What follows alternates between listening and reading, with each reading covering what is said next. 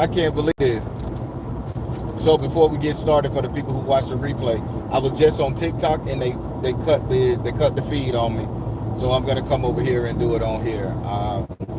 I get a lot of traction on TikTok. I got over 15,000 views on my last video uh, concerning the GATE program, my GATE experience 1, 2, 3, and 4.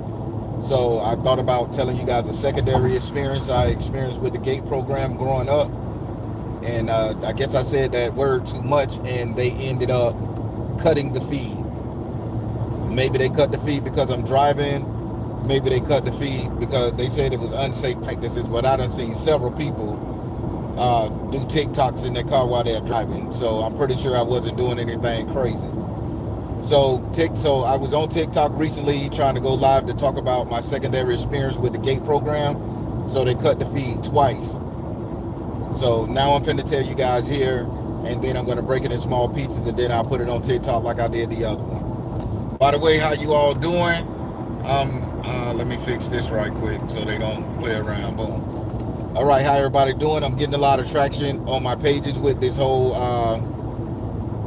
GATE program experience. So this time I'm gonna tell you guys about my experience with the GATE program, because they've been working me forever. And since I've been meditating, getting to myself, regrowing my hair, I'm getting so many downloads and so many memories, and I'm fact checking the memories with contacting my auntie and people around in my family saying, do y'all remember this?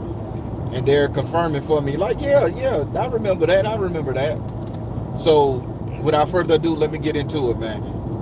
So now, it was 1991 to 1992, 1990 to 1992. So as I'm going to Carver Middle School, and I'm about in the 6th or the 7th grade, one of the two. I know I'm in middle school. No, I'm still in elementary, I think. I'm still in elementary, like 5th grade, 6th grade, one of the two, I can't remember. But one of the things was, I remember being inside art class. I remember being inside art class. They come and get me out of art class. When they came and got me out of art class, they knocked on the door. It was like 7 of us in there. They knock on the door and they come get me out of art class. This time it wasn't the guy with the gray suit and the red bow tie. This was just a regular old guy in like a sweater jacket, like a sweater vest, the one that you wear the bow and the shooting tie, and it was great with the patches on the elbow. To this day, those type of guys creep me out. If I see a guy with a sweater on with that, or a vest, or a shirt on, a jacket with that, I think they're evil. But so they knock on the art room door. The art teacher was a white woman. I can't remember her name. They knock on the art room teacher's door. They say, hey, we need to see him. So they pull me out. They walk me to the cafeteria. Again, I think it's Carver Middle School, but I can't really pinpoint. I have to look what school I was going to in 1991 to 1992. So they come and get me out the classroom, out the art classroom, and they walk me through the cafeteria. I remember going into the lunchroom. They walked me to the cafeteria, and they walked me behind the cafeteria to a little room, metal room door behind the cafeteria inside the school.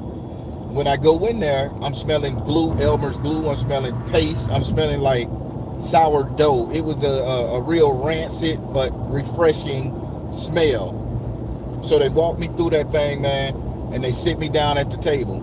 They take me in the office. They sit me down at the table. He handed me some scissors, some construction paper,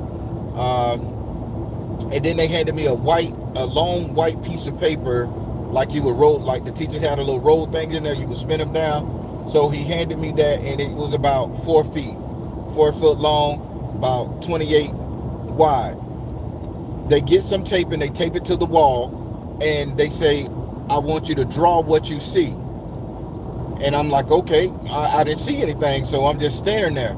So they give me that pink liquid again. When they gave me the pink liquid, I remember it tasted like Pepto-Bismol or something like that. So I switched it around my mouth, and I'm getting ready to spit it out.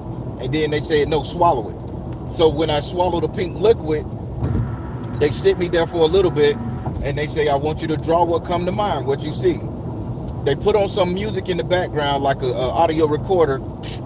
He pressed the little tape button. The thing had the little handle on it, what he told it around. They pressed that button, and when they pressed that button, it started making like some air sounds, like staticky air, but not like the TV staticky. This is more air. So when they did it, and I started like, damn, I'm feeling weird. So when they told me, they say, draw what you see. And they laid out this black box with a bunch of crayons, but the crayons was brown, black, beige, but more so a lot of tones of that. They had some red and yellow, but the tone was earth-based tone colors. No green though, no green. There was not one green crayon. I remember that because I was looking for green to draw some grass around the guy. So they told me, draw what you see. So when I got up there, they turned me, because I was kind of in a haze and a daze, and they pointed me to the paper that they had stuck on the wall, and I could still see out the glass window with the metal strips in there like that.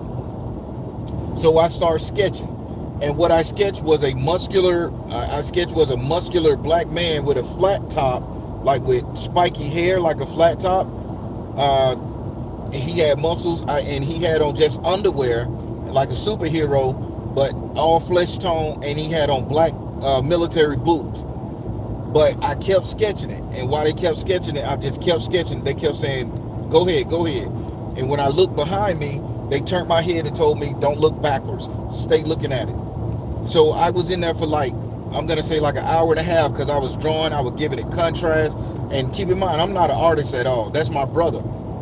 So I'm giving it contrast, I'm like really sketching it in, and they let me sketch this guy. So they say, what else do you see? They kept telling me, what else do you see? What else do you see? And I remember looking down at his hand. I remember looking down at the guy's right hand, because I had one hand like this in a fist, because I drew it with his right leg up and his right hand like forming a power structure. In his left hand that was down, I drew a radio receiver, like a radio receiver that you, hey, walkie-talkie, hello, hello. And I drew a grayish, I outlined it in gray, and I just lightly colored the gray. And I drew a radio box, something where he could communicate with. And they say, okay, okay. And they kept telling me, I heard him say, oh my God, he did it, he did it. Oh my God, he did it, he did it. When they kept saying, oh my God, he did it, he did it, I'm looking back, and the lady said, the art teacher was like, don't look back. So they say, tell me what else you see. So long story short, by the time I got through drawing out the guy that I saw, it was a naked guy, almost like a naked guy in underwears and stuff. He had the walkie-talkie and stuff to call in an air raid or something, because I actually drew in bombs and missiles on the top corner. And if I'm not mistaken, I think I drew some rocks or something behind it. But I made him, as the drawing kept going on, I think it was like 2-3 hours. As the drawing kept going on, I started going back over the man and making his body look like rocks and forming rocks and shit. So they kind of grabbed my hand and they said, stop, stop, stop. They say, he's blending, he's blending, he's bleeding, he's bleeding. I just keep hearing them say, I'm blending, or I'm bleeding, or I'm blending the bleed. So they stopped me.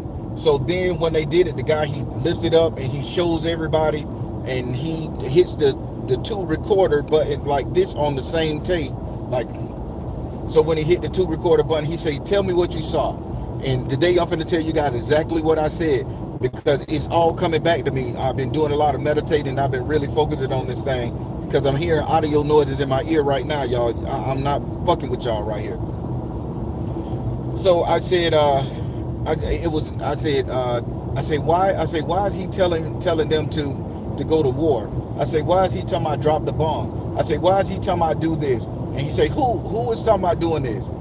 I said, he keeps telling his wife, Robin, pay attention. Whatever was going on in the Middle East, whoever had a wife named Robin, that's I called. I say, why does he keep telling his wife Robin over the radio to drop the bomb, to tell them to push the button or to let it happen? And the guy was, and he say, so who is Robin? Can you see Robin? I couldn't see Robin. He like, focus, damn it, focus, damn it, focus, damn it. And he kept saying, focus, damn it, focus, damn it. And I remember being scared and upset and like, oh my God, I'm in trouble. He's gonna do something to me. And they was like so excited to get that information. So when they said, they kept telling me to focus, so I'm like, who, Robin. So I said, let me focus on Robin. So I closed my eyes and I kept shaking my head like this, and I was hitting my head on the wall because I couldn't feel my brain. I couldn't feel, I don't know if I'm saying it right. I didn't think I had anything inside my head. It was like my thoughts wasn't there, so I couldn't feel my brain, but I know I got a goddamn brain.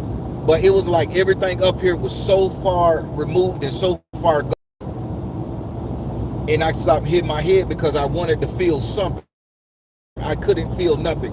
Even as I was hitting my head on the wall while they scolded me to my who is Robin, visualize Robin, that type of shit. It was like I didn't feel nothing. I had no feeling in my skin, and I just wanted to feel something during that program while they was doing that to me. But then, so after they told me, okay, Robin, so I locked in on Robin. I say, it's a woman. She got black hair. I say, she got titties like my mama. I say, she got titties like my mama. And they say, okay, give me something else about Robin. I say, Robin is wearing a red dress. I say, her hair is covered up. I say, she is covered up so much. I say, oh my God. I say, oh my God, she just standing there. I say, and she is like got her hand over a console. He said, give me the names and the details on the console. The names and the details on the console, I remember the numbers like it was yesterday. And I saw these same numbers in a different time they came and got me with the gate program. So it was like P29, not like an L and an L, but like 1 and 1, but not like 1 and 1. It's like I. So when I think back, it could be P2911, but I know for instinctively that the 11 was not a 1. The 11 was like a number, I. So I told him P29 straight line. I say straight line. So I don't know what they took from that. I say that's what's over the console. So he writes that down in a pad, in a notepad. He said, good. Where is Robin? Look around. So they kept telling me to look around the room, and I kind of saw Robin. And I looked past Robin. I smelled a lot of cow shit, like boo-boo. So I said, oh my God. I say, I shitted myself. I say, I shitted myself. I say, my mama gonna be mad because I got crushed in my drawers. I'm just being totally honest, y'all. So y'all can laugh and giggle like this part of the game. But this shit was real talk here. And I was like, oh man, I shitted on myself. My mama gonna be mad because I got crushed in my drawers. And I was like, and he was like, I don't want to hear that shit. What's behind Robin? And I say, I smell boo-boo. I say, it's on me. He said, you didn't shit yourself. And he called me a nigga. He said, you didn't shit yourself, little nigga. And he said, what's behind Robin? So I kept looking, and I saw a lot of horses, and I saw a lot of camels, and I saw a bunch of piles of shit. When I saw the piles of shit, he said, that's exactly what I fucking needed. And he storms out of there. He leaves me with the teacher in the room and the 2 other white folks. It was a white lady. She had on like nurse's outfit, but it was all gray, like a church nun, but it was all gray. Catholic nun type energy. And he just storms out with the tape recorder. He rips the thing off the wall, rolls it up, and he takes off hauling ass. They leave me in there for the remainder of the day. I had to get on the 300 school bus, the 3029 school bus. And I remember walking there in a daze. And he was like, the lady said, make sure he sits his ass down and don't let nobody touch him. Don't let him move. And you personally put him off at this bus stop. Make sure he goes in the house. So the lady ain't never put me off in the bus stop in front of my door, but she did that day. So now I'm trying to figure out what's going on. Now keep in mind, it's 1991 to 1992 or 1990. I remember going in the house, and it was close to my birthday. I was born in August, so it was close to my birthday, like August the 12th. And I go in the house, and my mom like, boy, what the fuck wrong with you? She cursing me out. She slapping me in the head. Keep in mind, I'm already loopy. And I say, Mama, I say, I don't feel right. I say, those people got me. I say, they can't story. And she like just started slapping me. Then she went and got a belt, and she started beating me with the belt. And I say, okay, Mom, I made it up. I say, I'm sorry. I won't lie no more. But I wanted her to stop hitting me, right? So I tried to tell my mama in kid word that somebody came to the classroom and kidnapped me. And she was like, if they kidnap you, then why the fuck you home now? You ain't been kidnapped, nigga. And pop, whoop me up. So I go in the room. She say, your birthday coming up. I ain't getting you shit. So I was like, damn. So I'm sitting in the room sad. No, I was at Carver Middle School. I was at Carver Middle School because here we go. I remember this. I was at Carver Middle School. So now my tooth started hurting. My back tooth started hurting back here really bad. And I goes to the guidance counselor office the very next day. And this girl, this lady, I don't know who she is. She give me a white pill. She give me a white pill. And I remember her being in the room. She said, here, take this pill. So she gives me a white pill. And when I take the white pill, my body kind of go loopy. And they said, what did you give him? They said, what did you give him? Because I couldn't move. I couldn't move in the classroom. I couldn't walk. I'm like just paralyzed. And then she said, oh, I gave him a pampering. So pampering is for women when they on their menstrual cycle or they cramping. I never heard of the word pampering. I remember it from her. She said, oh, I gave him a pampering because he said he had a toothache. And I remember the office lady, who was a black lady, mean old bitch. The black lady, she said, you don't give men pampering, it throw off their body equilibrium. She said something along those lines. And the girl was like, well, I mean, and the white teacher was like, whatever, whatever. And she walks out, storms out. When she walks out and storm out, people listen to me good. When she walks out and storm out, she drops a red book with gold writing down the back. A red book with gold writing down the back. No, it had no other context. It was a thick red book, looked like an old ass little Bible, and it smelled all like gluey. If y'all know what I'm talking about. She drops it. So I'm sitting in the guidance counselor office all messed up, but I seen when she dropped it. It fell close to me, so I pick up the book, and I had to muster all my strength just to bend down to pick up the book, y'all. And I'm holding the book, and I said, let me open it. So I'm opening the book, and I'm reading the book. It's detailed instructions on how to like take somebody out. Detailed instructions on how to kill somebody or who have been killed. So as I got the book in my hand and I'm still catatonic almost, can't move, she circles back in the room and she yanks the book out my hand. I remember when she yanked the book out my hand, I got a paper cut. I'm like, oh, and I started doing like this, and she looks at me and she points. And the point she gave me, the point and the stare she gave me was so scary to me as a kid in the 6th grade at Carver Middle School. It's like for a fact that if that lady saw me somewhere, she would snap my neck. And I just like, shut up. I ain't say nothing else about the book, right? So after about 6 hours, because this happened in the morning, after about 6 hours of me laying in the guidance counselor office, and they was kind of scared to call my mom, they were waiting on all the white pill, whatever that fucking spy lady gave me to get out my system. And so once I started moving again and I was able to go moving about again, they were like, okay, it's time for you to go. You know, again, we're going to put you on the bus. Nothing happened. Your tooth ain't hurt no more. I say, no, I say it was just hurting on the inside. I say it wasn't the tooth. I was able to explain. I say it was down in the bone and the gum. And she was like, okay, then that you just probably had some stuck in your tooth. She played it off in my head. So I say, yeah, you right. I'm sorry for bothering y'all, because I'm always an apologetic little fucking kid, right? So I go home, and my mom, and this is the after the day when I told her they kidnapped me. So when I go home, inside my house is another 2 people that came to the Ivy Lane projects, right? They came to the Ivy Lane projects, 4413 Edgemore Street. I tell you my childhood address. They came to the Pope Bean over there in Orlando where I grew up at. So they came over there. It were 2 people in the house. I thought they were Southern Baptist preachers because they had on the white shirts with the sleeves cut off and the black tie and the black pants. No jacket. A white man that was really sweaty, and he kept adjusting his neck like this, like to breathe. And then there was a kind of like a Hispanic man, but he wasn't Puerto Rican Hispanic. He was Spain Spanish because his hair was too nice. So he come up there and he says, so I heard your boy say somebody kidnapped him. They tried to mask like detective. My mama said, that boy's stupid. He don't know nothing. He just probably had a dream. He always having these vivid dreams. And the guy said, yeah. I remember he was like this. Yeah, it's more likely a dream. He just said, yeah, keep telling him that and say, you need to get that boy some counseling. You need to get his shit under control. So when they told him that, I walk in the house, I see them, they just they direct me to the room. So mama was like, don't worry, I'll beat his ass. And they said, yeah, beat his ass. They say beat his ass. He shouldn't go around telling stories. So after they left, they came and beat my ass. I mean, my mama came in the room and she beat my ass. And I'm like, okay, mama, sorry I made up stories. Now, again, all this shit happened to me, but I keep saying sorry. So my sister, Keena, she calls grandmama.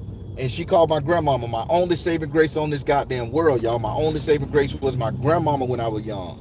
The only woman in my life that never fucked me over or hurt me so. Grandma came through like the rescue. She was like, Pat, get your fucking hands off that boy. Don't sit the fuck up here and do him like that. And she came and she said, baby, what happened? So I told grandma everything what happened. And grandma threw my mama a look.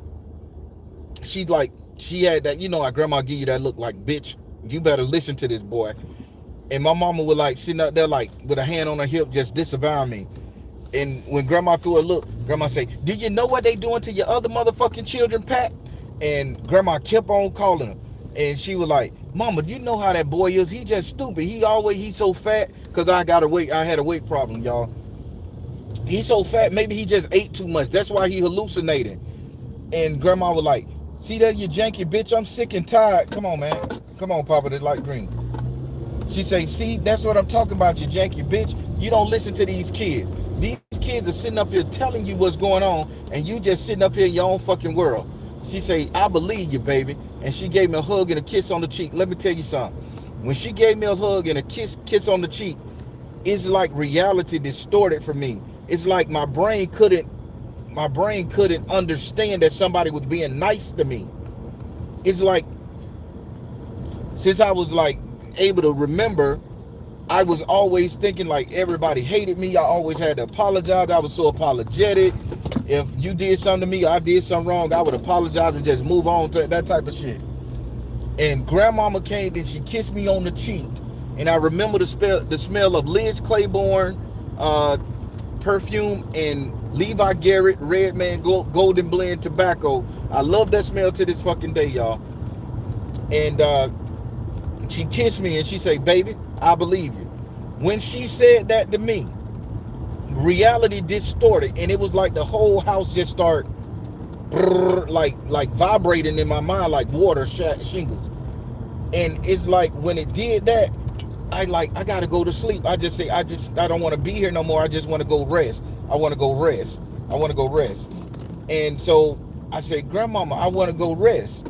As soon as I said, grandmama, I want to go rest, people, grandma disappeared, my mama disappeared. I was in a room by myself doing nothing. So now I'm thinking like, did I jump a day? Did I miss some time? Did this shit happen again? But grandma wasn't there. And it was just me by myself again. It was just me by myself again, alone. It wasn't no white folks around me. It wasn't shit around me. So now, it's still 1991, 1992 in that era.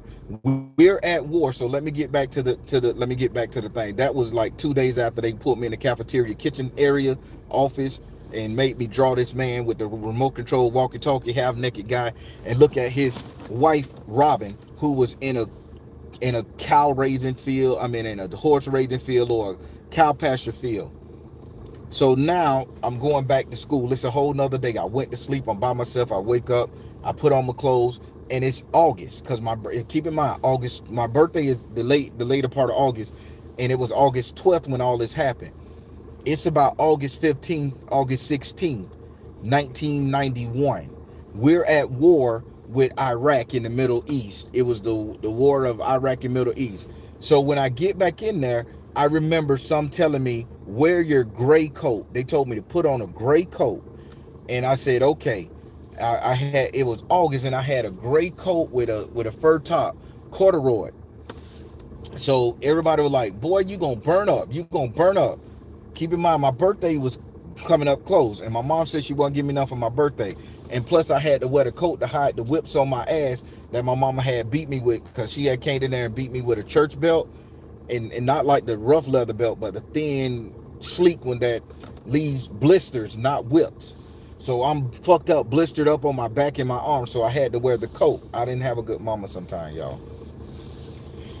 So I go to school and I got on the coat. It's hot. I'm burning up like a bitch. I'm sweating. The teacher like, take that coat off. I'm like, nope. So I'm getting ready to go to the principal office for disobeying the teacher. As soon as I took it off, another teacher called that teacher like on the intercom, and she went and got the phone off the wall, and they said, "Oh, let him keep it on." Okay, how the fuck they knew that lady was trying to make me take that coat off? They was monitoring me, and they didn't want nobody to see all the whips and shit to get DCF involved. That's what I think. So the guy from the original guy who was just calling me a little nigga and cursing me out and telling me and pushing me to draw, and I gave him the numbers and stuff. The motherfucker goes in there, he comes back, he points at me and he said, "You bitch," and I'm looking around like, the fuck, can an adult do that to me? And he like, "You motherfucking bitch, you little fucker." He just kept. And as he walking to me, I'm looking at the teacher. She didn't do nothing. I'm looking at the other students in the class. They like, "Ooh, he in trouble." And he just kept walking up to me. "You little fucker. You little bitch." And I'm like, and they did me like that. So again, they gave me this pink fucking drink. They say, "Drink this shit." And he was so uncaring and cold. And he like, I said, "Fucking drink it." Then he gave me 2 pink pills behind that, y'all. 2 pink pills. The number on the pills, because I can remember the number, was L45, a pink pill. 2 of them bitches. L45 was cut in there. I don't know what them pills is. I done tried to Google it. I don't know. Y'all fucking Google it. From 1991. So I drunk the pink drink, then he gave me 2 of these pink pills to drink. And he literally took his stupid fingers and pressed them down my throat, and he was like, choke. And he was like, "You fucker, you fucker." So I'm like, what did I do? This bitch that called me out my name. I'm like, man, he gonna kill me. I'm in trouble. My mom ain't gonna believe this happening to me at this Carver Middle School type shit. And I'm going fucking belligerent, like, oh my God, I'm spazzing out. And it's like, the more I was agitated and abused, it's like I wanted to escape from reality. And as I'm wanting to escape from reality, the motherfucker said, "Okay, we got him. We got him." I hear voices saying, we got him where we want him. We got him where we want him. As soon as they said they got him where we want him, they took a blindfold and they put it over my eyes. When they took a blindfold and they put it over my eyes, they took something very cold and they put it on my cheek. And they had it pressed on my cheek. And I felt them tying the string around here because it pushed my nose up like this so I can breathe. It was some cold right here, and it pushed my nose up so I could breathe really good. And they say, "Okay, hold him down." And as I'm swiggling like this, because now I'm like, oh, fuck, I can't see. I don't know what they doing. I'm feeling cold shit on my face. I got so much oxygen going in my nose. It's like they put a fan right under my nose, man. And I'm like this in the classroom, and I can remember the air going up in my nose, touching my eyeballs, and I was like, my eyeballs wanted to roll back. And no matter how much I blinked my eyes, it was so much oxygen coming into my face, and I was just like, fuck. And I'm like, oh my God, oh my God, oh my God.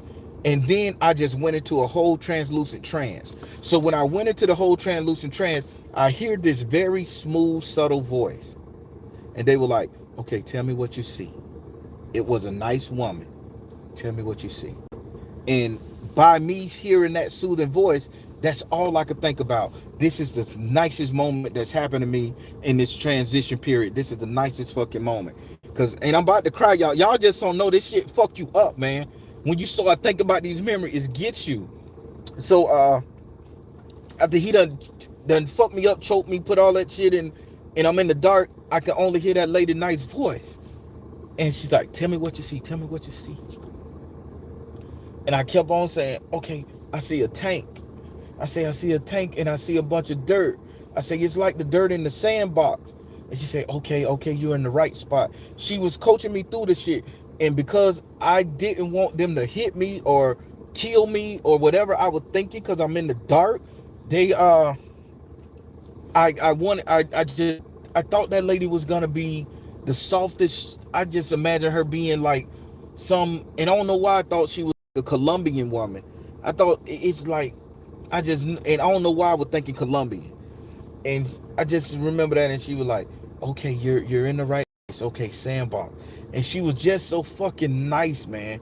And she said, "Tell me what you see." And I told her I see the tank. I say, I see the sand. And she say, what else you see? I say, over the ridge. And I remember saying over the ridge, over the hill. My adult brain is starting to make sense of what I'm seeing. So, but I didn't use these words. It was thinking about a 10, 11, 12-year-old kid. And I say, oh, up over there. I say, up over there, the tank pointing at it. And I say, oh my. I say, oh my, they finna shoot that building. And she say, what building? Tell me, my love. Tell me, my son. What building? And I said, yes, ma'am. And I described the building to the T. I can't describe it right now, but I described it to the T. And they were saying, oh yeah. She say, that building, I know it well. She say, that's where I live. She say, would you like to go in that building with me? I say, they gonna shoot it down. She say, what time do you see on the clock? I said, 12:06. I say, it's 12:06 with a P and an M in it. She say, okay, 12:06 p.m. She said, you're a smart boy. And it was just the smoothest. And I'm like, yeah, I'm doing something good. Keep in mind, I'm in Iraq during the war. I'm in the war in Middle East. They got me remote viewing. I don't know it to be remote viewing at this time. And they stress me out to a point that that's all I can see, right? So I'm like, fuck. And I don't know I'm a remote view. And she like, it's okay. They're not gonna bomb the house. They say she said, it's 12. We got about 4 hours. I need you to walk with me. I need you to walk with me. So although as I'm walking, she appears in my hand and I'm walking on the sand. It seemed like it was far away, like when it's small, but as we were walking, it just like took 2 seconds for us to be in front of the building.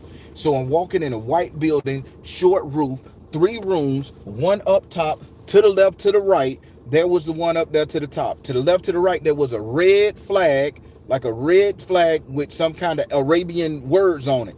Don't know what it is. To this day, I just know it wasn't English. And it was up top to the right, low level.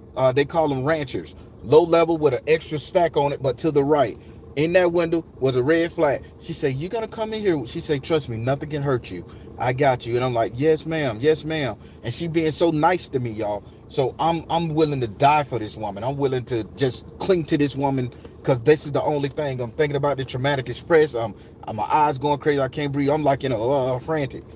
So we walk in the house, and when we walk in the house, everybody is still, people. There is no moving people. People are sitting there in like freeze frame positions. They toasting, motherfuckers playing with little kids.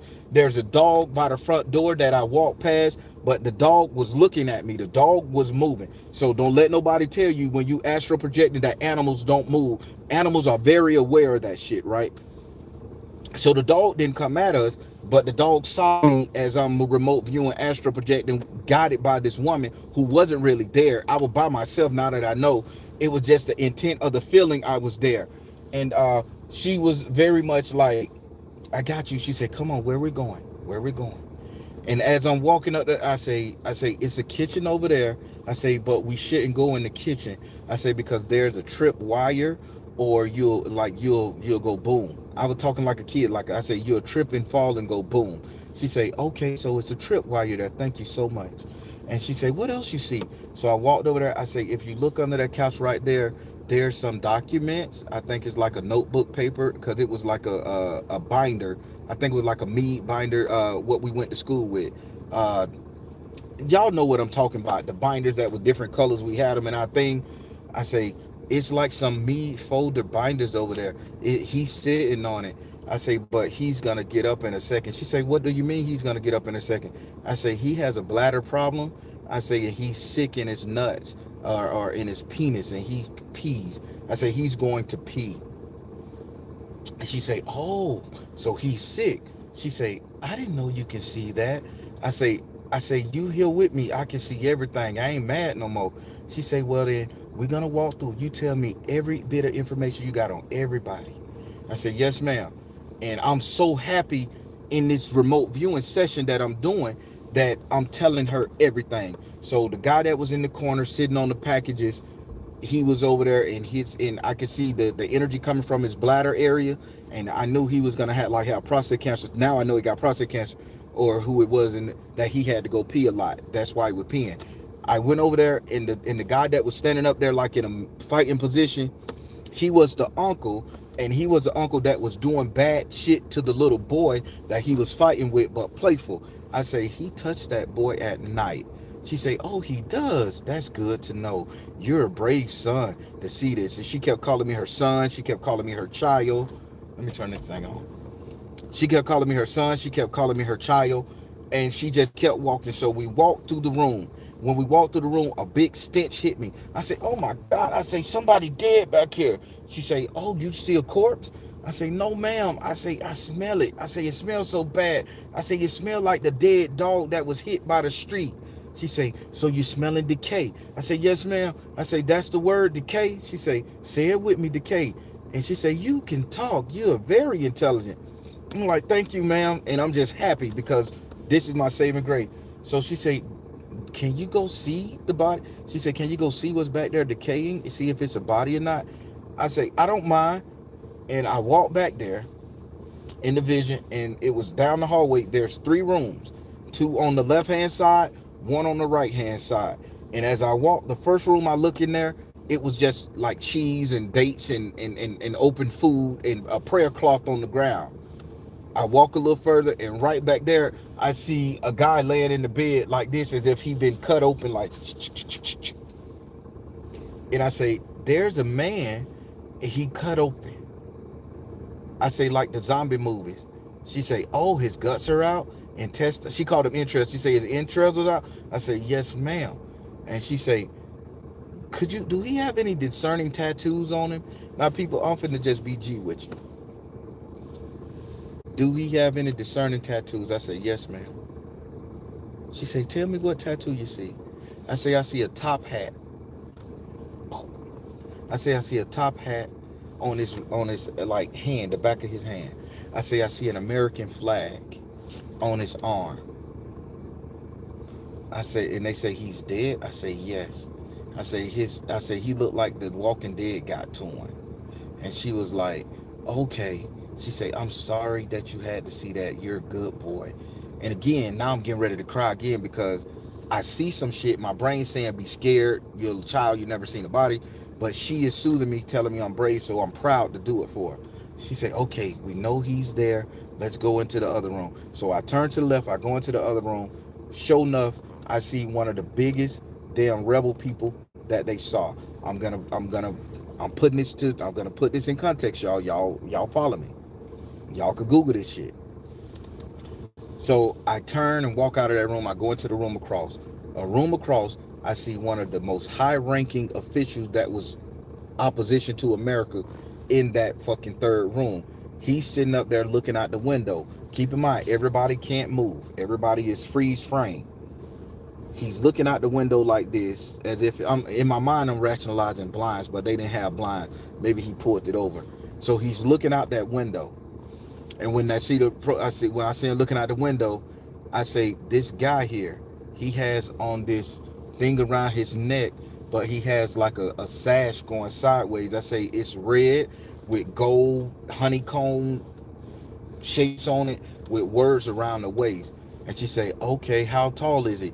I say, he's about 5'7". I say, he ain't big as my daddy. So I say, my daddy probably like 300 pounds. You know, I'm a kid. I don't know. My daddy was a buff dude in my mind. But she say, slim him down a little bit for me. I don't think he's 300 pounds. And she talking so sweet. I say, well, he kind of looked like my brother, just shorter, and like, but he got 5 muscles tones. And she say, what color is hair? I say, black. I say, there's a streak right here in his hair, kind of like starting back an inch. She say, oh my God, you are so amazing. And she say, you are just the cutest little kid. You are just the most beautiful little soul. And I'm like, yeah. She say, can you see a set of stairs? I say, yes, ma'am. She say, go up the stairs with me. And I walk up the stairs with her. And I'm holding her hand. The stairs are very narrow, so now that in my adult brain, when I think about this shit, we both couldn't be side by side, but I had the illusion of holding her hand. She guided me, y'all. When I walk upstairs, I see all the artillery and the guns. I see the artillery, I see the guns, I see the bombs, the explosives. I say, up top, they got a bunch of weapons. I say, this is like commando, like army stuff. I say, this is army stuff. And I said, we don't play with guns. And she said, yes, don't touch nothing. She said, okay, I'm gonna walk you back down. She said, you can jump out the window and you could get out like that, or you can go down the stairs. I say, will I die if I jump out the window? She said, possibly, but if you're brave enough, you won't. So I said, well, I'm gonna go out the window because I didn't want to go see the dead body again, y'all. And so when I jumped out the window, I remember landing on something. The dirt was so soft, and when I landed on the dirt, it became reality, as if somebody was to throw a stone in the dirt in real life, and you see little. That's how it came, and it sounded just like that when I jumped out the window and hit. So she said, "Come on back to the tanks. Come on back to the tanks. Come on back to where you started from." So again, the tanks are looking real small. So I'm thinking I'm gonna have 100 years walk, but as I started walking, the tank got close. I'm right there. So she said, okay, we got you where you want. She said, could you do me a favor? I said, yes, ma'am. She said, I'm finna let your hand go. I'm finna leave you now. I said, no, no, no. I said, no, they gonna get me. And I started crying again. I said, they gonna get me. I said, save me, please. I said, I did what you wanted. She said, ain't nobody gonna hurt you. She said, when you wake up, I will be there. I said, yes, ma'am. I said, I'm asleep. She said, yeah, this is a dream.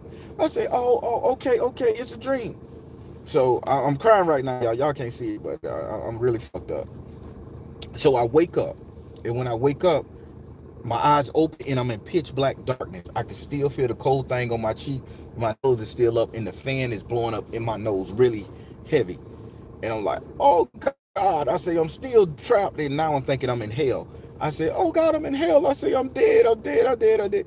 And then I heard the guy say, now the guy is being real nice. He like, you're not dead, son. You're not dead, son. So my face, he take the thing out my face, he take the bag, and he hands me a red popsicle. The popsicle flavor, I can't tell you to this day. It wasn't cherry, it wasn't strawberry.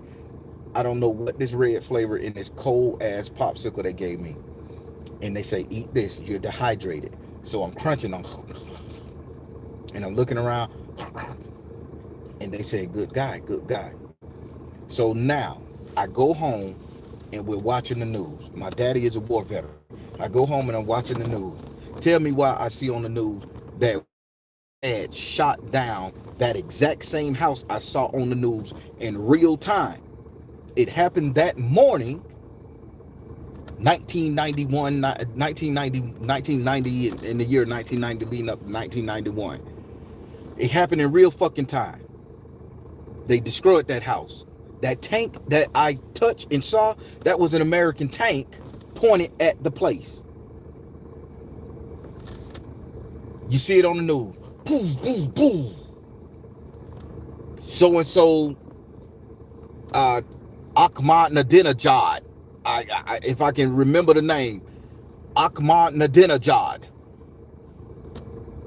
was a leader of something that was taken out.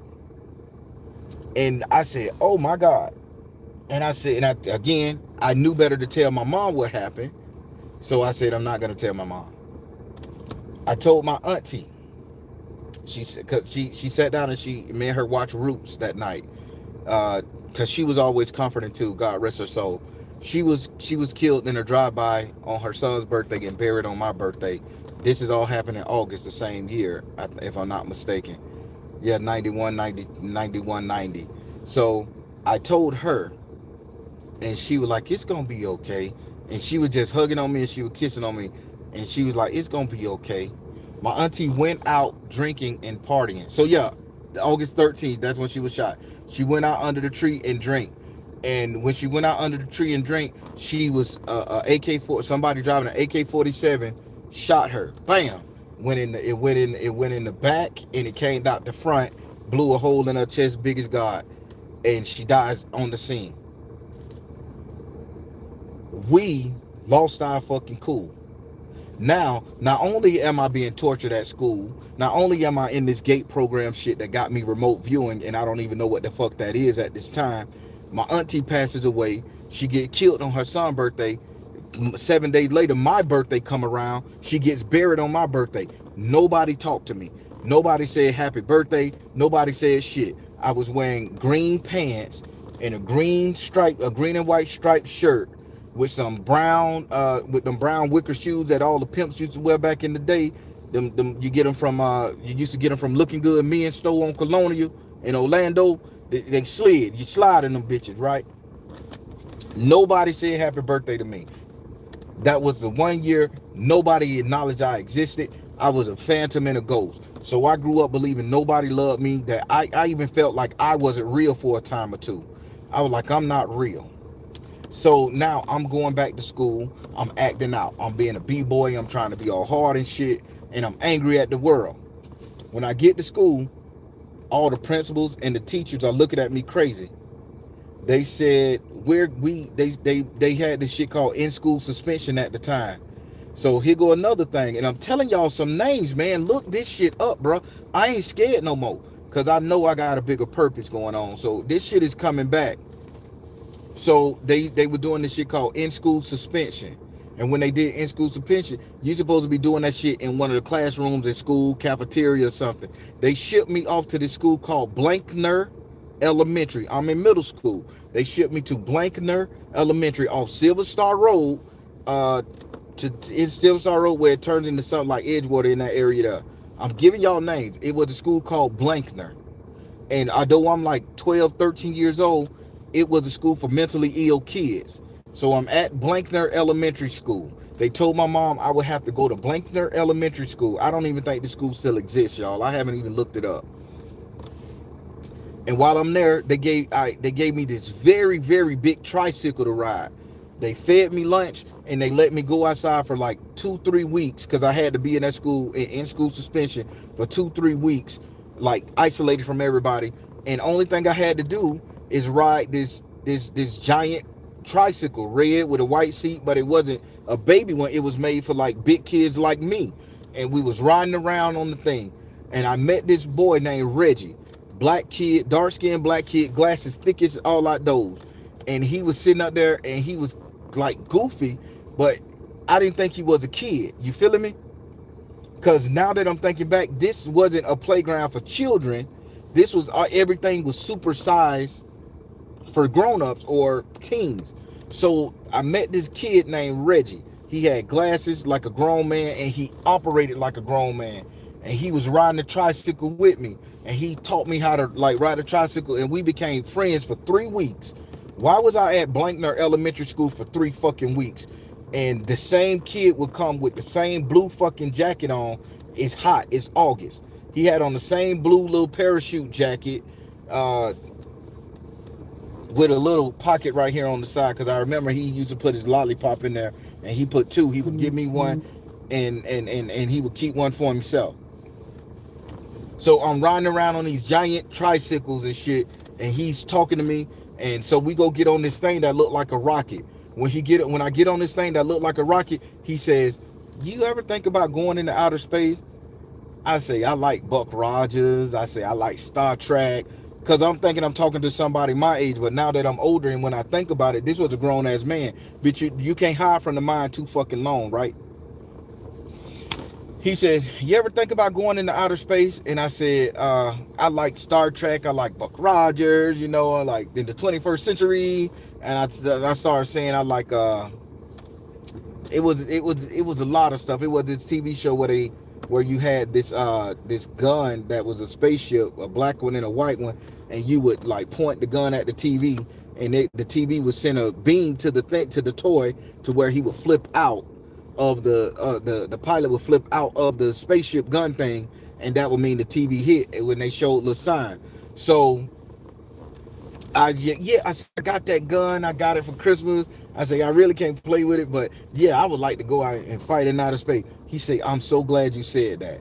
Now this is the whole time. So we sitting up there. I'm swinging on the monkey bars that's shaped like a spaceship. That's gonna come in later, because I'm gonna tell you guys, not tonight. I'm gonna tell you guys later about the time I was recruited to fight in the GATE program. Yeah. So for all y'all out there that's doing the bare minimum, y'all need to unlock y'all fucking mind and tell what really happened. Y'all need to tell what they really did to our ass back in high school. I mean, back in elementary school and middle school. They had us fighting future fucking wars, man. They had. I know I may sound crazy, but I ain't crazy. I love myself, y'all. I ain't trying to off myself. That shit don't bother me. If they had me remote viewing in the past, so fucking what? I'm here. I'm real for it, right? I don't care. They ain't come get me no more, so I'm cool, right? So he said, I'm glad you said that. And we just started talking. So then they made me write an apology letter to my mom. They said, we're going to write an apology letter. Now, keep in mind, I went to school. I got in trouble and went to Blankner Elementary School, where they had the building was two-tone green, a light green with dark green trimming on the building with white things. And they had a playground back there. Off Silver Star Road, you cross over John Young, and it's like right before the bitch end. Go left or right, the Edgewater to the left, some fucking where else to the right. It was a place like a mall world room or setting to where they can make kids, grown ups, teens feel comfortable to get information out of them, extract, because I was fucked up and high in the head due to whatever. So so he was like, thank you, that's good that you're gonna go out of town. I mean, that you're willing to go to outer space. And I said, yeah, man, Buck Rogers. And I'm just saying. And after that, they like, what the fuck did he do? I'm losing my damn train of thought, y'all. Y'all don't know. It's hard getting into these fucking memories like that. So after we played outside, and he said, yo, he picked up and left. He said, okay, my mom's coming to get me. But when he said my mom's coming to get me, it's like he had a bunch of keys on his belt like the janitors. And he just like walked off with the janitor. And I say, all right, Reggie, I'll see you later. And he like, I'll see you later too. And he said, son. I'm like, what the fuck you calling me son for? You know, so that's always said, like, why would you call me son and we're the same age? You know, we both in a mental fucking school that they trying us. But he say, see you later, son, and he was happy. So now I'm going over there. So they made me write an apology letter to my mom stating that I wouldn't skip school no more. And I'm like, I wouldn't skip school no more. So they told me it was a truancy office. Y'all hear what I'm saying? They told my mom to come pick me up from Blankner Elementary School. After they took me from there, I spent weeks in there, 2 to 3 weeks. And they said they got me for truancy. They had me wrote down for truancy. And they made me write an apology letter to my mom for skipping school, to which the police had to pick me up and take me to Blankner because it doubled as a truancy center. I wasn't no bad kid to get truancy. I ain't never skipped no fucking school. Where the fuck would I was go? We were poor. Nigga, I wanted that school lunch. It is what it is. Nigga, that's the only meal I motherfucking had some days was school fucking lunch. So why would I skip the bitch? I wasn't fucking, I'm only 12, 13. So I wrote the apology letter to my mama. My mama come out there and get me. I'm in the car. She pepping my ass up. Pop, pop, pop. My grandma came, because my mama didn't drive. My grandma had to drive and come get me. So my grandma was like, Pat, how did this boy get all the way over here? And my mom was like, the police probably picked him up from going around to his damn daddy house. That's what he always trying to go do, see his daddy. And my grandma like, this don't sit right with me, because this don't look like he the type that skip. Say, he a good boy. You got a good son. And she's like, you don't know him, mama. I got to look at his fat ass every day. And I'm like in the background, and my mom like, why you skipping school? Why you causing me trouble and stuff? She said, if I worked, I would have had to get off work to come get you. And I'm like, mama, I didn't skip school. Don't lie. The police gonna tell it. You gonna what you say? So you gonna lie on the police, and I gotta believe you other the police. I say, mama, I didn't skip. And she was like, then why you wrote the letter? I couldn't say nothing, y'all. Those people had me dead to rights. They did what they did to me, and I had to write my mama a truancy letter. And she said, then why you write the damn letter then? You admit it right here. And guess what I drew on the bottom of that letter, y'all? I drew the same motherfucking man with the underwear, the muscle tone, holding the thing in his hand. After I wrote the letter, I drew it at the bottom of the page because that memory stuck with me. I drew it again. And she said, who the fuck is this? What is this? You drawing superhero men? See, you don't think. You in trouble, and you sit up here drawing action hero. And she just kept insulting me. I ain't going to keep telling y'all all the words she said. She kept insulting me. So she got the truancy letter and she put it in her purse, threw it on her dress or whatever. Went to church that Sunday. She told the people in the church, he skipping school. He wrote the letter. Pastor take me in the back office, spank me up. Blah, blah, blah. So now I'm pissed off at Jesus Christ. I'm pissed off at everybody. I leave Carver Middle School and they transfer me to Robert E. Lee Middle School. When I go to Robert E. Lee Middle School, I end up being in the art program again. When I go into the art program again at Robert E. Lee Middle School, the principal there was named Mr. Shadowell. I'm gonna give you fucking names, man. I want y'all to understand the time frame. Mr. Shadowell was the principal at Robert E. Lee Middle School at the time. They transferred me from Carver Middle School, sent me to Robert E. Lee Middle School. I drew the same exact fucking man without the thing in his hand. But because I joined the art class, same long sheet of paper, art lady. I drew it without the thing in his hand. But this time when I drew him, I drew his hair as fire. Like he had fire on top of his head. Like his hair was on fire. And I was like, and the teacher was like, you did great contrast and all this shit there. I outlined him. And this time I did it with marker, not crayon. Marker, like marker. And I drew the orange fire on his head like a flat top. And when I drew the orange fire on his head like a flat top, the teacher was like, yes. So again, at Robert E. Lee Middle School, I guess it was a school for some mentally ill children, I guess. Coach, I want to say Coach Bingham. No, Coach, damn it, what's his name? Because he lived in Orlando. He lived right over there by Chico Subs off of Tampa Avenue. He was a coach. Damn it. I hate not remember. He was the coach over there, and he told me you should always let your light shine no matter where you go. And I was like, yes, sir. And he was hard on me. So yeah, that he was a PE coach. So they called in the people. The art teacher called in the people. They talked to me about, they say, why did you put fire on his head? I say, for some reason, it's like he's suffering. It's like fire is raining down on his head. And they was like, oh yeah. They was all happy. They were, hoo. They was like, yeah. So they put it up in the cafeteria at Robert E. Lee Middle School, and they took pictures of the artwork around. And they called my mama in, and they said, your son got a gift and a talent. I remember them saying, your son got a gift and a talent. I thought they were saying I got a gift and a talent to be an artist. No. Now I know they were telling I got a gift and a talent to be, psychic or special or whatever they needed me to be, remote viewing. And she was like, oh, my other son, he can draw real good. He left-handed. He can draw. My mama was prompting my brother up. And the teacher was like, no, this boy is the one with the special gift. My mama couldn't understand. My mama was heavy into the Christian church, and she was like, that boy ain't no goddamn psychic. He ain't no medium. Stop putting that shit in his head. Y'all the devil. And she's like, yeah, you're right. I apologize.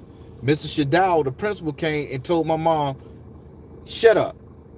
She said, shut up and listen. So you can take him home after this. Shut up and listen. The principal, white man, Mr. Shadowell, put his hand on my mama, damn near put his hand on my mama's throat. He got close to her ass and said, shut up and listen to the art teacher. So my mom shut up and listened. And Mr. Shadowell said, you better not hit him when he get in that fucking car, because he didn't do nothing. If he come back tomorrow and say you beat him, he say, I'm going to make sure your ass go to prison. And my mom did not hit me that day. So I go to school. I'm getting my little Domino's pizza. I got to leave class early. I'm special, y'all. I get my little Domino's pizza, get my little juice and my little cookie from the little food court. 5 minutes leaving early for lunch to avoid the line. I'm looking at the paper. I'm looking at all these people in suits and shit celebrate that I drew this picture with this man with fire on his fucking head, y'all. Now, I done drew this picture 3 times in my life. One when they came and got me and took me to the cafeteria. The second time when I had to write the truancy letter to my mama. And then the third time my fire was on his head that I drew when they transferred me to Robert E. Lee Middle School. And they put it in the cafeteria with a lot of other people's artwork. And people and adults from different places would just come and watch, would come and look. And then I'm like, wow, I'm special. I'm special. They let me do the announcements. They let me, Mr. Shadawa let me do the announcement and say, it's 11:45. Everybody, time to get ready for lunch. At the ring of the third bell, you should be in your seats. He say it just like that. So I'm in the office with the intercom, getting treated well, y'all.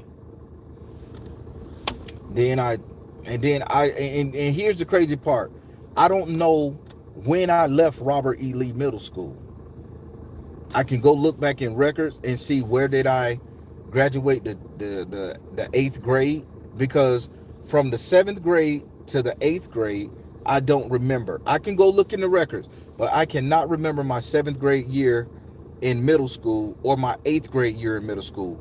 Next, I remember ninth grade year at Jones High School. 2 years, I'm out of the game. I can't, no matter how much I pull it up. I remember sixth grade year at Carver, all that happened. The seventh and the eighth grade, I don't remember. I don't know who my teachers was in the seventh grade. I don't know who my teachers was in the eighth grade. I remember every teacher from Jones High School when I got into the ninth grade. Y'all tell me about that. So for all these people up here with these basic ass gate stories, nigga, they did the real testing on the real ones, man. One lady said, no, y'all ain't go to no museum. Y'all had to go to Mall World. They took me to the museum and I documented that shit proper for y'all. They took me out of a school for 3 weeks without my mama knowing. I would go to Carver, but they would put me in Blankner. And they would have me playing with this adult man with adult tricycles and big building blocks on a big jungle gym that looked like a spaceship. And when they got done with me, they made me write a truancy apology letter to my mama for skipping school. And my mama didn't believe that I didn't skip school. Why did you write the letter? And why did you sign it? And why you drawing this comic book nigga on the bottom? My grandma was the only one that believed me. That lady was the only one that fucking believed me, y'all. I want to cry again. I know this sad and sappy to be crying on fucking live, but these shits is coming back, man. These thoughts come back, and they come like a flood some fucking time. Without that fucking woman, man, I don't know where I would have been. Without grandma, I don't know where I fucking would have been. She just always was there to comfort me, man. And these fucking no good fucking people, man, was fucking had us up and through there, y'all. They was doing shit, man. I can't remember some shit, and all this shit was like fucking gone. I didn't care about it until I got on that goddamn TikTok and started listening to this shit. I didn't care. I didn't give a fuck about the memory. It wasn't important. And then all this shit come on my time fucking feed. And now I'm thinking these people trying to activate me and wake me up and shit, man, and stuff. And it don't fucking make it no better that I'm like a real certified fucking psychic. It don't make it no difference. If y'all know me, you know me. I see shit before it come. I can read everything around people, man. I know shit. I know shit before it happened. Sometimes I gotta shut the fuck up. I don't need no fucking tarot cards no more, man. It's like it's so stern to the point, man, the evolution. And they was looking for kids like me. Then they let us go. And the more trauma they give you, the more they activate your problem. The more shit you done been through in your life as a kid. I know it now. I see it now. These bitches activate you and they fuck you up. These agents and shit, man, they dog you out. They dog you the hell out, man. And they create the drama, the trauma, and the stress to get you to loosen your guard so they can do what they want to do to you. And that shit fucked me up, man. That shit fucked me up. And now I'm remembering the shit, man. I don't even want to go on TikTok no fucking more. I don't even want to scroll on my fucking phone no more, y'all. Because I don't want nothing to remind me of this shit. But then I go to sleep and I'm waking up. Like last night I had a fucking dream that I'm in a car and I just tail bump somebody. Like I don't crash into them. I just go up slow and I like my car just touched the bumper and the fender of the person. The person get out the car and ask me, "Oh, you ready to come back?" And for whatever reason, that little lady that got out that fucking car that asked me, and the car was jet black, and she asked me, "You ready to come back?" Tell me why I woke up screaming like, "Oh shit, I gotta watch how I drive."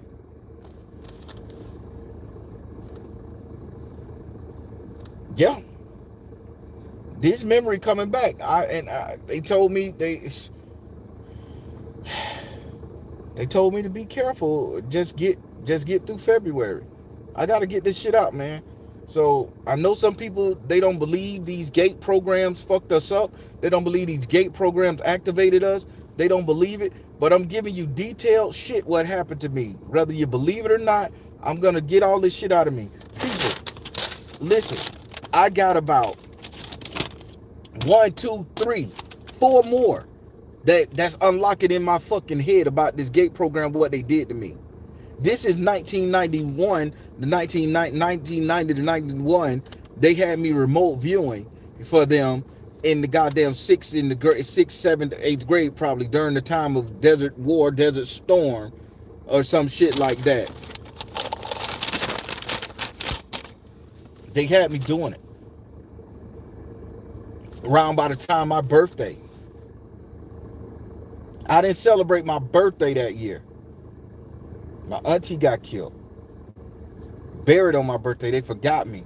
And why I only got one fucking childhood picture?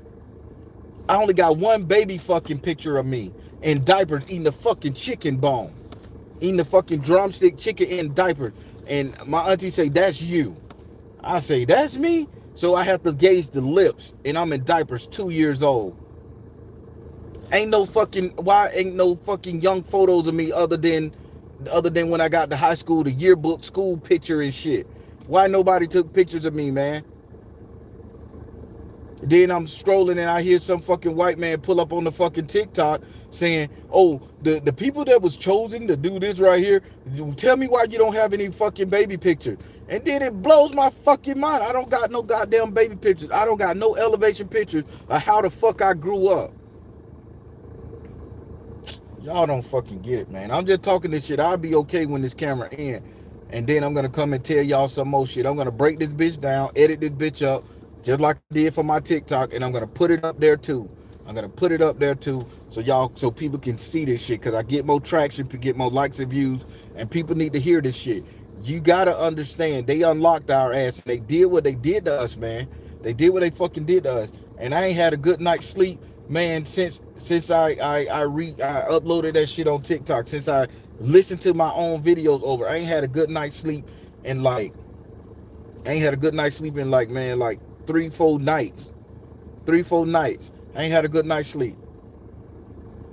That's why I ain't do Tarot Tuesday on Tuesday. I was fucked up. I'm gonna do it tonight. I forced myself to do it tonight for people. Man, let me tell you something. This gate program shit real. So all the people that's talking about the headphones and the red drink and the fluoride rinse and drink, that's basic shit. Y'all need to unlock y'all memory and see the real deal. Cause I swear, I'm in the classroom with 13 other fucking kids. I know the number 13 is significant. So that's 13 other people that followed me and did the same thing I did with me at the same damn time. They is 13 people out there that was with me that match my energy signature, that knows this shit is true, that went through it. And some of them probably done spazzed out because they can't take the trauma, because they whoop your ass, man. They smack you around, they kick you in your shit, they abuse you and get you all timid and scared. And once they get you timid and scared, your ass can sit up there and see shit. You can go into the next round because you wishing for death. You wishing for it to be over with. You just don't, you want the agony or the anxiety to stop. So when you start wishing for something, you wishing to go to another place, and that's how they clamp and get you. And then they'll coach your ass to go do some remote viewing. So I done said what the fuck I said. I'm gonna look at some of these comments, y'all. I'm tripping, y'all. Don't mind me. I just lost it. I'm sorry. I went on a whole motherfucking rant. Boy, I'm so sorry. That is not like me. Let me look at some of these shit.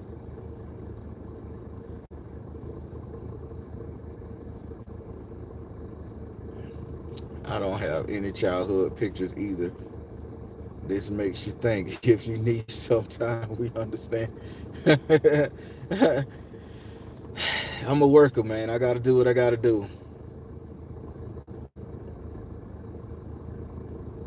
I was mute in the fifth grade because of it. Wow, you lost the ability to speak. Good Jesus. Y'all don't know, man. This shit fuck you up, man. This shit come. I remember that nice lady. I can tell you as that. That nice lady. She coached my ass through. She walked me through. So they got professional fucking handlers, man, that will walk you through this shit. Not to mention my old blood type is 15% of the population. I keep saying I'm gonna get the blood type test, but man, I don't want them people fucking with me, man. It didn't stop with you. How can we keep it from happening to our kids? I don't know, mama. You just gotta be on that shit. You just gotta tell them kids, you gotta exclude their ass from this shit, because they're gonna grow up 40 some years old and have these repressed fucking memories. And here's the thing about it. None of the repressed memories I got make me violent. None of them make me want to hurt nobody. None of them make it's all about helping and healing people. And why did I get the motherfucking superpower to heal the world? Why has it got me chasing the fucking grid? Why I gotta heal this fucking planet? Why I gotta stop wars and shit? I remember I went live and told y'all how there was this it was gonna be this accident at this theme park, and I was crying because I couldn't stop the man from destroying the Ferris wheel and killing all that people. Then the next day on the news, like 2 days later, the same blue and white Ferris wheel crashed in some, and I couldn't stop him. The only thing I say, I couldn't stop him. I'm going off on my own in this shit trying to save people. So this shit get crazy. It took 2 weeks to hit you. Wow.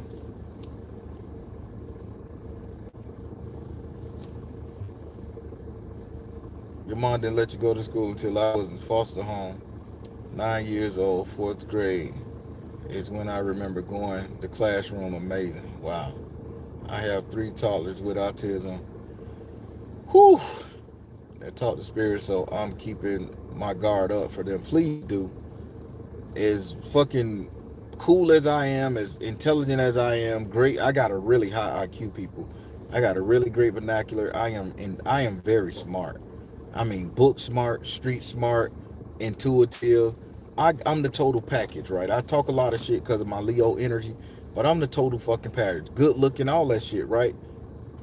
But nothing scares me more than not being able to save the people I love. Even if that means saving the whole fucking world, y'all.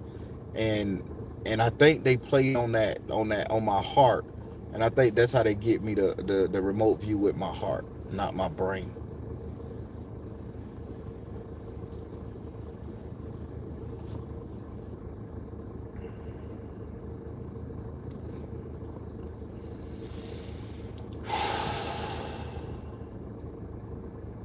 Hey, Black Tigers, is this the same thing as missing blocks of time? Yes, it's the same thing as missing blocks of time.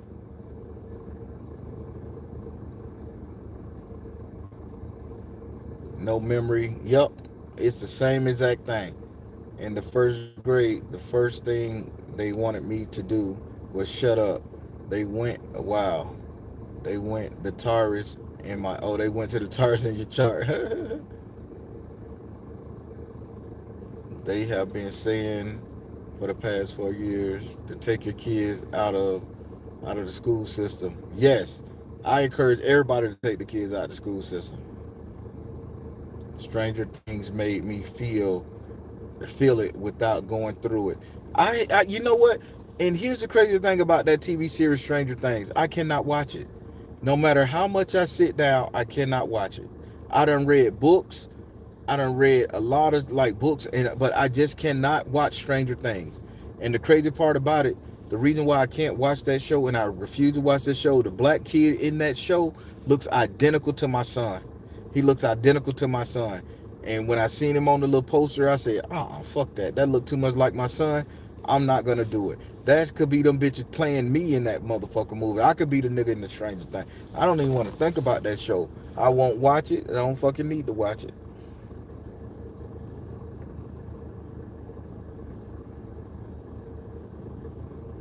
And they still want you to shut up. will start barking. They said it's low key based on a true story. Fuck. I just won't watch it. I see it pop up on the little Netflix thing. I see the little red monster on TikTok. I won't watch that shit. I'm not gonna watch it. I don't want to relive no memories. I get afraid of shit. I don't want to relive no fucking memory. I don't even pass by Ivy Lane Elementary School no more.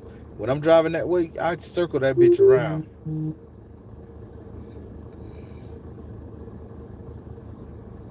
Oh man, I supposed to be on a meeting. Yeah, I'm missing a meeting. I'm sorry.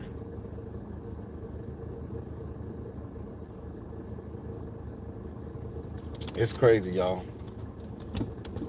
I'm trying to look at the time, y'all. I gotta go ahead and get on this Tarot Tuesday. I ain't going y'all my Patreons. I am not finna sit up here and let y'all down.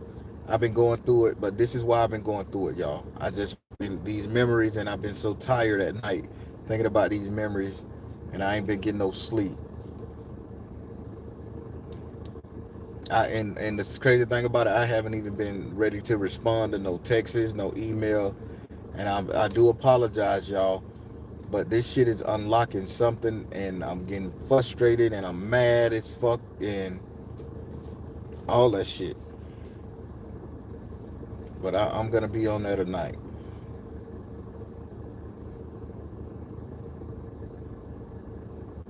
and letting them go back home and made them work their powers for. Oh wow, good Jesus. I'm not gonna let them get to me because that shit in the past. I'm better than that shit. That shit in the past. I'm better than that. Fuck that shit. Whew.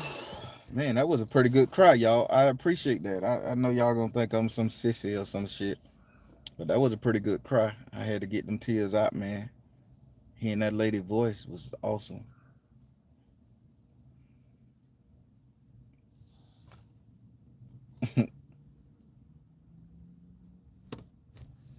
Big man cry. What's up, Iron Wealthy? Y'all, I did it. I talked about it again. So I'm gonna break this up in the next 2 days, and I'm gonna put it on TikTok. And I'm gonna edit it properly so you guys can hear it, because I know I did a lot of crying, a lot of cursing and shit, and I want to make sure that y'all get what I'm trying to say. I get it out. The next one I'm gonna do, and I'm gonna talk about, and I wrote them all down, because I tell you, I was at work just writing. The next one I'm gonna do is I'm gonna talk about. So there's another one, and I'm just gonna give you guys a synopsis of it. Last time they had me talk to the God of Judgment. They had me talk to a deity, and they had me talk about death. And I went and talked to the God of Judgment of death, and they told me what 72 hours mean for death. They told me what to do, and they told me how to take it, and how to deal with it, or how to address it. So they had me doing a lot of shit in this program. The second one, uh, I said space story related to the gate program. Uh, I could tell y'all what they had me fighting the war, and I'll tell you guys what the pink drink is for. I tell you what it is for 100% of the time. I'm not gonna sugarcoat this shit. I don't think nobody gonna believe me. No way. It's a bunch of quacks and cuckoos online, so it's considered entertainment purposes only. And then the other one, which is y'all gonna freak out, they had me go to all the Caribbean countries, and they had me like a future version of myself inside the Caribbean countries, Trinidad and Tobago. I was over there. I'm not no goddamn Trini. I fucked one a lot, but I'm not. And I was over there in Trinidad, and they told me that they had separate programs over there, and those people don't even know that they had separate programs because it wasn't done like ours. It was done differently, and they told them about weather. So I'll just tell you. So the gate program that they had in the Caribbean, it was all weather manipulation. That's what they trained them people to do. Weather manipulation, y'all. I'm gonna detail that bitch because it's coming out, y'all. All this shit is coming back. I appreciate you. I appreciate you, bit bro.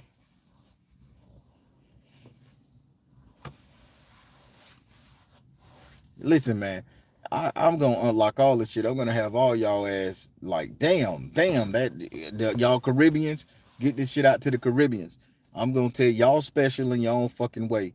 But I tell you that DNA from the American born blacks, the slavery shit, the trauma that we had in that shit, they unlocked just about every last one of our shit through all the way from from the 1600s.